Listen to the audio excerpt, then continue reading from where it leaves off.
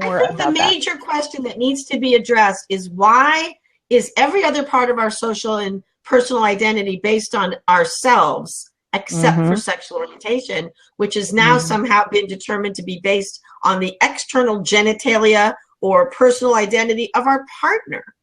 Like, why can't I have a social identity that's just about how I think and how I feel, and whatever my partner happens to be looking at the moment, or feeling at the moment, or wearing for genitals at the moment is what it is, and I can be with them or not.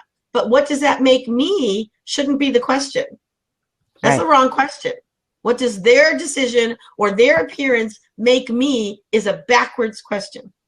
It is. So what's the better question? Well, I think sexual orientation needs to be redefined as an identity.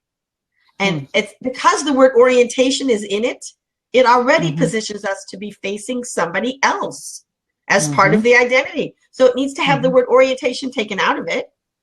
And sexual identity needs to be the reclaimed version of the term. And then what is my sexual identity would be like, what kinds of people do I want to be sexual with, if any, and under what circumstances? And then we would have a dialogue or a conversation about whether I want to be monogamous or polyamorous or serial monogamous or a long-term monogamous, or whether I'm asexual or whether I'm pansexual.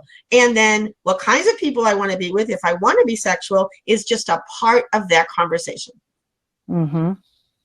Yes, I love that. I love that.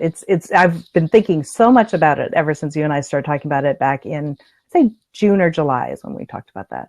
So, and then if I want to be celibate, which a lot of times I am, based on my meditation practice or being on retreat or just life circumstances, and I'm happy with that, that's different than being asexual. And nobody talks about that. I've not heard one person on any of these until today talking about voluntary celibacy when I'm not a nun and I'm not a priest and I'm not trying to make a point.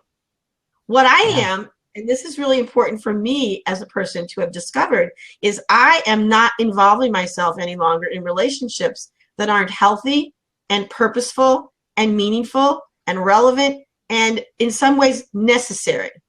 And I have a very narrow definition of what's necessary, because I've had lots of relationships. I've had way than enough more sex than anybody ever needs with all kinds of different people and situations. I'm not looking to expand my horizons.